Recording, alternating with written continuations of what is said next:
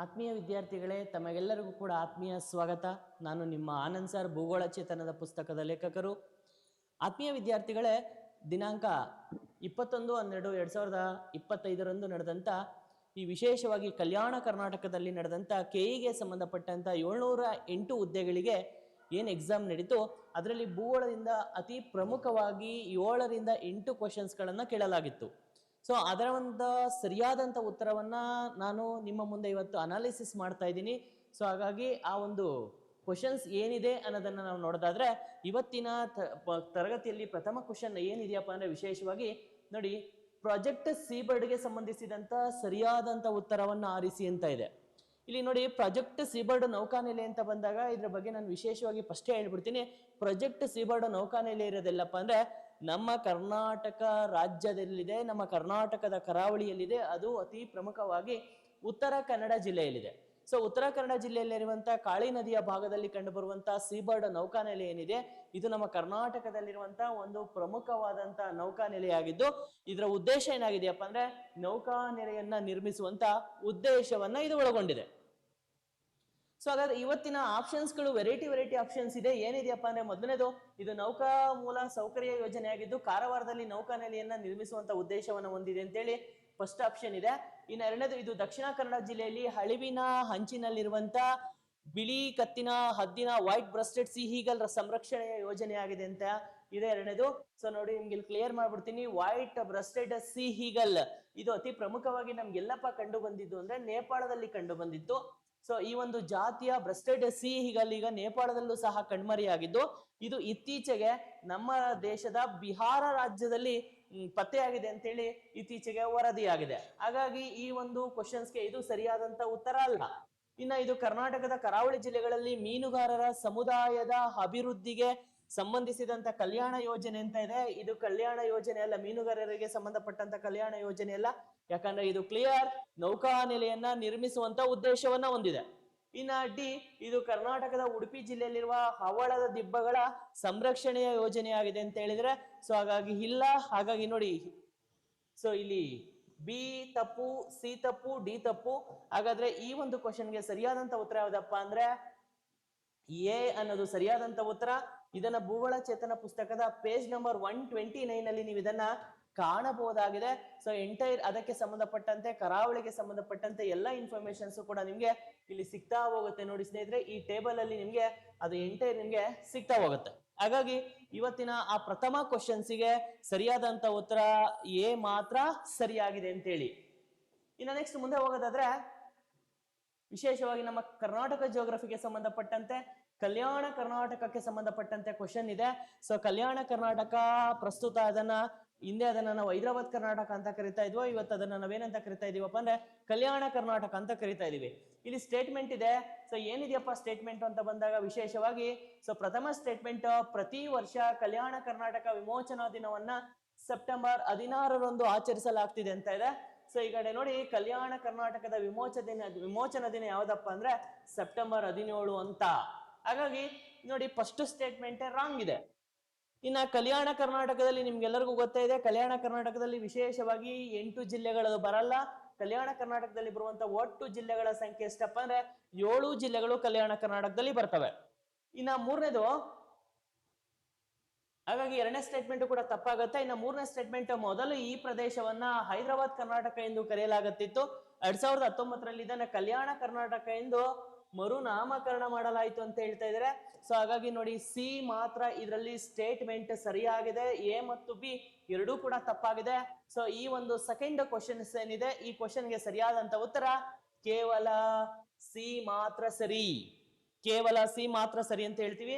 So ಇದನ್ನು ಕೂಡ ಭೂಗೋಳ ಚೇತನ ಪುಸ್ತಕದ ಪೇಜ್ ನಂಬರ್ 347ರಲ್ಲಿ ನೀವು ಕಾಣಬಹುದಾಗಿದೆ. ಸೊ ಎಂಟೈರ್ ಹೈದರಾಬಾದ್ ಕರ್ನಾಟಕದ ವಿಶೇಷ ಸ್ಥಾನಮಾನ ಹೈದರಾಬಾದ್ ಕರ್ನಾಟಕ ಅಂತ ಯಾವತ್ ಘೋಷಣೆ ಮಾಡಿದ್ರು, ಸೊ ಯಾವತ್ ಅದನ್ನ ಕಲ್ಯಾಣ ಕರ್ನಾಟಕ ಅಂತ ಘೋಷಣೆ ಮಾಡಿದ್ರು, ಯಾವ ಆಯೋಗ ಬಂತು, ಸೊ ಯಾವ ತಿದ್ದುಪಡಿ ಬಂತು, ಯಾವ ಆರ್ಟಿಕಲ್ ಬಂತು, ಎಲ್ಲವನ್ನು ಸಹ ಇಲ್ಲಿ ನೋಡಿ ಮೆನ್ಷನ್ ಮಾಡಲಾಗಿದೆ. ಸೊ ಹಾಗಾಗಿ ಈ ಭಾಗದಲ್ಲಿ ಅದರ ಹೆಚ್ಚು ಇನ್ಫಾರ್ಮೇಶನ್ ನಿಮ್ಗೆ ಸಿಗುತ್ತೆ ಸ್ನೇಹಿತರೆ. ಇನ್ನ ಮುಂದುವರೆದು ಮುಂದಿನ ಕ್ವಶನ್ಸ್ ಯಾವುದು ಅಂತ ನೋಡೋದಾದ್ರೆ, ಇಲ್ಲಿ ಮ್ಯಾಚ್ ದ ಫಾಲೋಯಿಂಗ್ ಅಂತ ಇದೆ.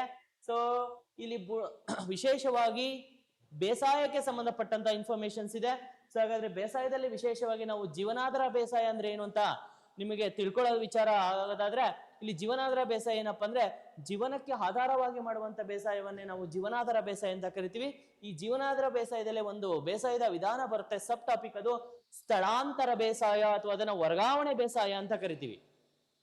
ಸ್ಥಳಾಂತರ ಅಥವಾ ವರ್ಗಾವಣೆ ಬೇಸಾಯ ಅಂದ್ರೆ ಈ ಬುಡಕಟ್ಟು ಜನಾಂಗದವ್ರು ಏನಿದ್ರೆ ಒಂದು ಭಾಗದಲ್ಲಿ ಅಥವಾ ಗುಡ್ಡಗಾಡು ಜನಾಂಗದವರು ಒಂದು ಭಾಗದಲ್ಲಿ ಬೇಸಾಯವನ್ನ ಮಾಡ್ತಾ ಇರ್ತಾರೆ.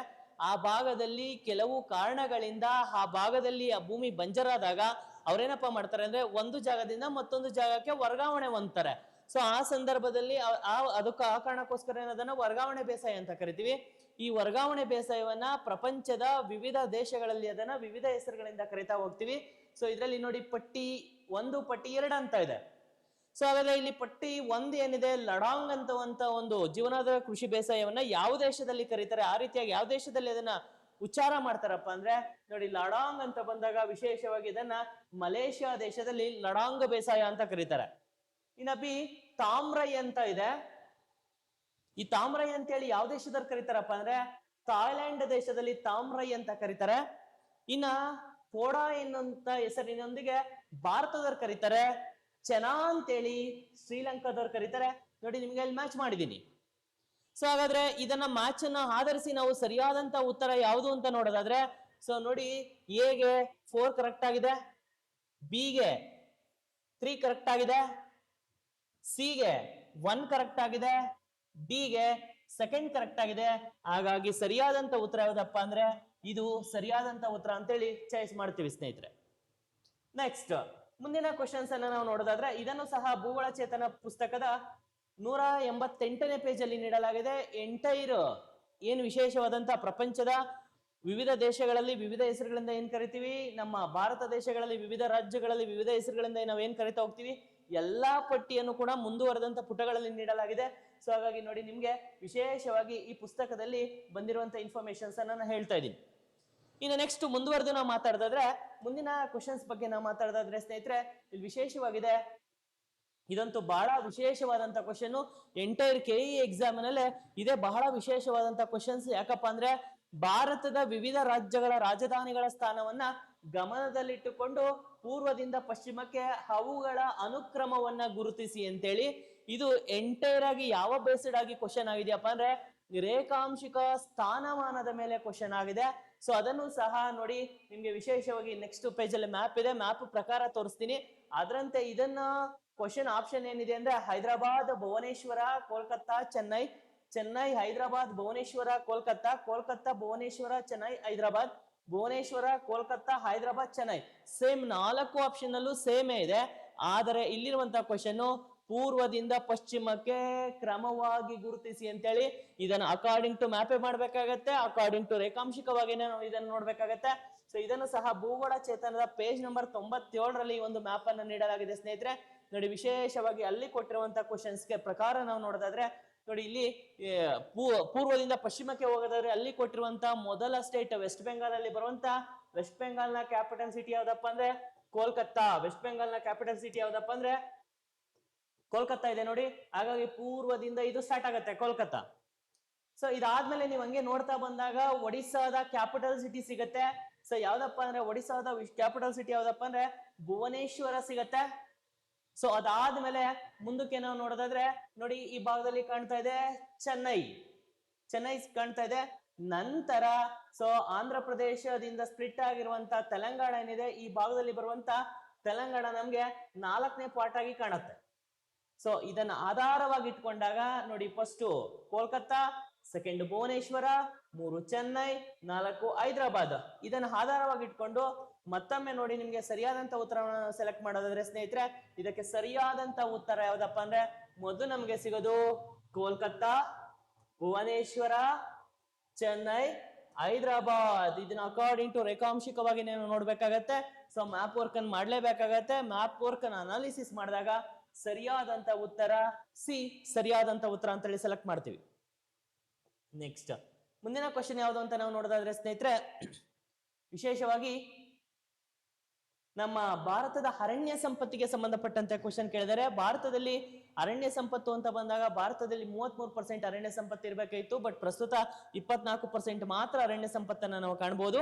ಇನ್ನ ಭಾರತದಲ್ಲಿ ವಿಶೇಷವಾಗಿರುವಂತಹ ಅರಣ್ಯ ಸಂಪತ್ತು ಯಾವ್ದಪ್ಪ ಅಂದ್ರೆ ಮೊದಲನೇದು ನಿತ್ಯ ಹರಿದ್ವರ್ಣ ಸಂಪತ್ತು, ಉಷ್ಣವಲಯದ ಎಲೆ ಉದುರುವ ಕಾಡುಗಳು, ಮ್ಯಾಂಗ್ರೋವ್ ಅರಣ್ಯ ಸಂಪತ್ತು, ಮರುಭೂಮಿ, ಹಿಮಾಲಯನ್ ಸೂಚಿಪರ್ಣ ಕಾಡುಗಳು.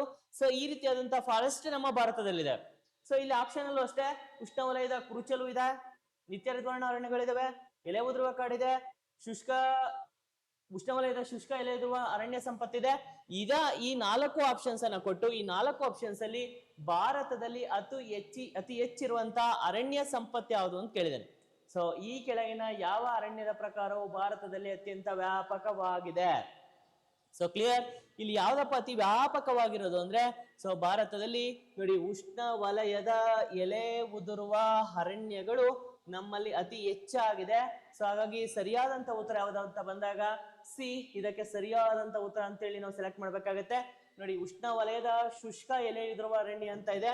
ಸೊ ಅದನ್ನ ಹೊರತುಪಡಿಸಿ ನೀವು ರೈಟ್ ಆನ್ಸರ್ ಅನ್ನು ಸೆಲೆಕ್ಟ್ ಮಾಡೋದಾದ್ರೆ ಉಷ್ಣ ವಲಯದ ಎಲೆ ಉದುರುವ ಅರಣ್ಯಗಳು ಅಂತೇಳಿ ನಾವು ಸರಿಯಾದಂತ ಉತ್ತರವನ್ನ ಆಯ್ಕೆ ಮಾಡ್ತೀವಿ.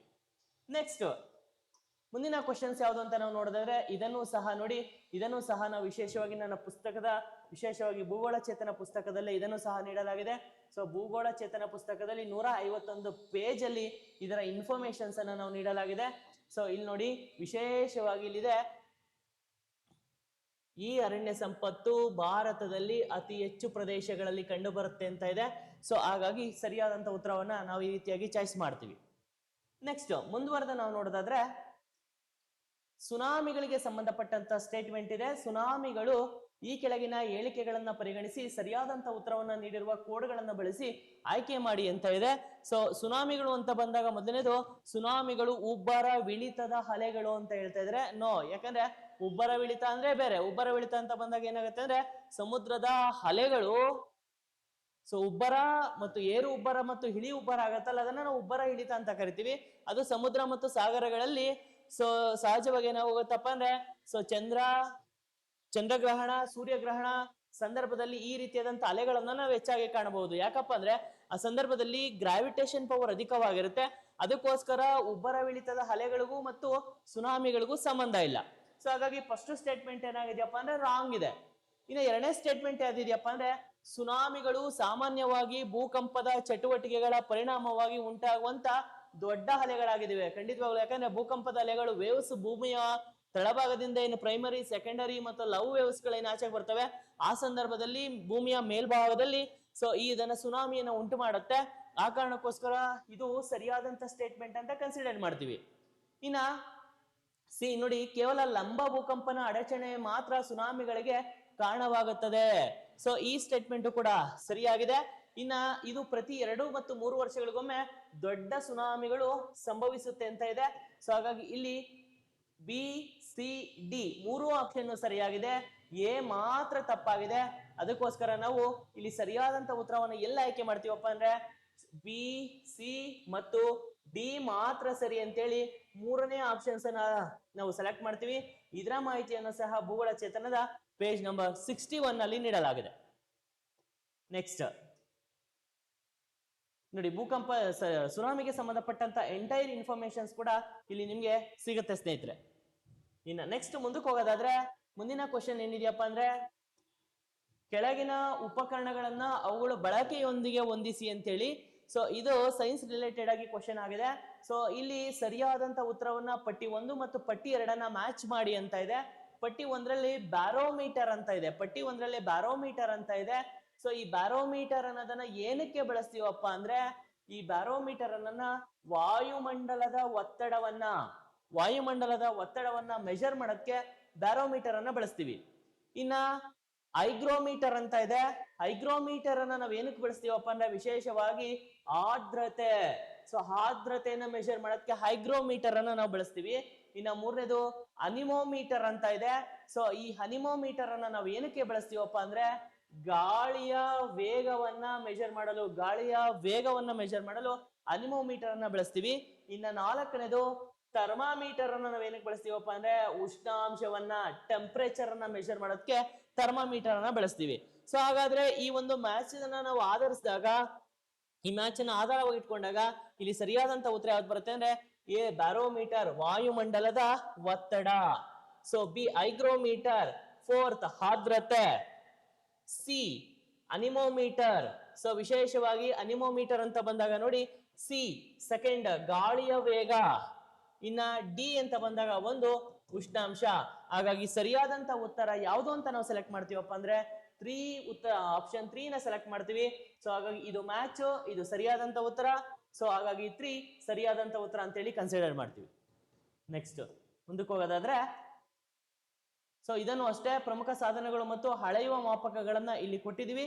ಸೊ ಇಲ್ಲಿ ನಿಮ್ಗೆ ಭೂಗೋಳ ಚೇತನ ಪುಸ್ತಕದಲ್ಲಿ ಈ ಮಾಹಿತಿ ನಿಮ್ಗೆ ಸಿಗುತ್ತೆ ಸ್ನೇಹಿತರೆ. ಇನ್ನು ನೆಕ್ಸ್ಟ್ ವಿಶೇಷವಾಗಿ ವನ್ಯಜೀವಿ ಧಾಮಗಳಿಗೆ ಸಂಬಂಧಪಟ್ಟಂತ ಅತಿ ಪ್ರಮುಖವಾದಂತಹ ಅಪ್ಡೇಟ್ ಅಲ್ಲಿರುವಂತ ಇತ್ತೀಚೆಗೆ ಅಪ್ಡೇಟ್ ಆಗಿರುವಂತ ಕ್ವಶನ್ಸ್ ಅನ್ನ ಕೇಳಿದರೆ. ಏನಿದೆಯಪ್ಪ ಕ್ವಶನ್ ಅಂದ್ರೆ ಸಂರಕ್ಷಿತ ಪ್ರದೇಶದ ಹೆಸರು ಮತ್ತು ವಿಧ. ಸೊ ಇಲ್ಲಿ ಫಸ್ಟ್ ಗ್ರೇಟರ್ ಹೆಸರುಘಟ್ಟ ಹುಲ್ಲುಗಾವಲು ಅಂತ ಇದೆ. ಗ್ರೇಟರ್ ಹೆಸರುಘಟ್ಟ ಹುಲ್ಲುಗಾವಲು ಅನ್ನೋದು ಅದು ಏನು ಅಂತ ಬಂದಾಗ ವಿಶೇಷವಾಗಿ ನೋಡಿ, ಗ್ರೇಟರ್ ಹೆಸರುಘಟ್ಟ ಹುಲ್ಲುಗಾವಲು ಅನ್ನೋದು ಸೊ ಸಂರಕ್ಷಣಾ ಮೀಸಲು ಪ್ರದೇಶ, ಸಂರಕ್ಷಣಾ ಮೀಸಲು ಪ್ರದೇಶ ಅಂತ ಕರಿತೀವಿ. ಇನ್ನ ಅಪ್ಸರಕೊಂಡ ಮುಗುಳಿ ಸಮುದ್ರ ಪ್ರದೇಶ ಅಂತ ಬಂದಾಗ ಇದನ್ನ ನಾವೇನಂತ ಕರಿತೀವಪ್ಪ ಅಂದ್ರೆ ವನ್ಯಜೀವಿ ಅಭಯಾರಣ್ಯ ಅಂತ ಕರಿತೀವಿ, ವನ್ಯಜೀವಿ ಅಭಯಾರಣ್ಯ ಅಂತ ಕರಿತೀವಿ. ಇನ್ನ ಕೊಕ್ಕರೆಬೆಳ್ಳೂರು ಏನಿದೆ, ಸೊ ವಿಶೇಷವಾಗಿ ಕೊಕ್ಕರೆಬೆಳ್ಳೂರು ಅಂತ ಬಂದಾಗ ಇದನ್ನ ನಾವೇನಂತ ಕರಿತೀವಪ್ಪ ಅಂದ್ರೆ ಸಮುದಾಯ ಮೀಸಲು ಭವನ ಅಂತ ಕರಿತೀವಿ. ಸೊ ನೋಡಿ ಸಮುದಾಯ ಮೀಸಲು ಭವನ ಅಂತ ಕರಿತೀವಿ. ಇನ್ನ ಅಂಶಿ ಬಂದಾಗ ಸಹಜವಾಗಿ ಇದನ್ನ ನ್ಯಾಷನಲ್ ಪಾರ್ಕ್ ರಾಷ್ಟ್ರೀಯ ಉದ್ಯಾನವನ ಅಂತ ಕರಿತೀವಿ. ಇನ್ನ ಒಗ್ರೇಕನ್ ಏನು ಅಂತ ಬಂದಾಗ ಅದೊಂದು ಜೀವ ವೈವಿಧ್ಯ ಪಾರಂಪರಿಕ ತಾಣ ಅಂತ ಕರಿತೀವಿ. ಇವೆಲ್ಲ ಅಪ್ಡೇಟ್ ವರ್ಷನ್ ಅಲ್ಲಿ ಕೇಳಿದ್ದಾರೆ. ಸೊ ಹಾಗಾಗಿ ಇದನ್ನ ನೋಡಿ ಮ್ಯಾಚ್ ಮಾಡಿದೀನಿ. ಇದನ್ನ ಆಧಾರವಾಗಿ ಇಟ್ಕೊಂಡಾಗ ಸೊ ಎ ಅಂತ ಬಂದಾಗ ಸೆಕೆಂಡ್ ಸಂರಕ್ಷಣಾ ಮೀಸಲು, ಬಿ ಅಂತ ಬಂದಾಗ ಅಪ್ಸರಕೊಂಡ ಅಂತ ಬಂದಾಗ ವನ್ಯಜೀವಿ ಅಭಯಾರಣ್ಯ, ಸಿ ಅಂತ ಬಂದಾಗ ಕುಕ್ಕರೆಬೆಳ್ಳೂರು ಅಂತ ಬಂದಾಗ ಸಮುದಾಯ ಮೀಸಲು, ಡಿ ಅಂತ ಬಂದಾಗ ಸೊ ನೋಡಿ ಥರ್ಡ್ ಒನ್ ಬರುತ್ತೆ, ಇ ಅಂತ ಬಂದಾಗ ಫೋರ್ತ್ ಒನ್ ಬರುತ್ತೆ. ಸೊ ಇದನ್ನ ಆಧಾರವಾಗಿ ಇಟ್ಕೊಂಡಾಗ ಇಲ್ಲಿ 3ನೇ ಆಪ್ಷನ್ ಸರಿಯಾಗಿದೆ ಸ್ನೇಹಿತರೆ. ಸೊ ಹಾಗಾಗಿ ಇಷ್ಟು ಪ್ರಶ್ನೆಗಳನ್ನ ಭೂಗೋಳ ಚೇತನ ಪುಸ್ತಕದಿಂದ ನೀವು ಎಕ್ಸ್ಪೆಕ್ಟ್ ಮಾಡಬಹುದಾಗಿದೆ.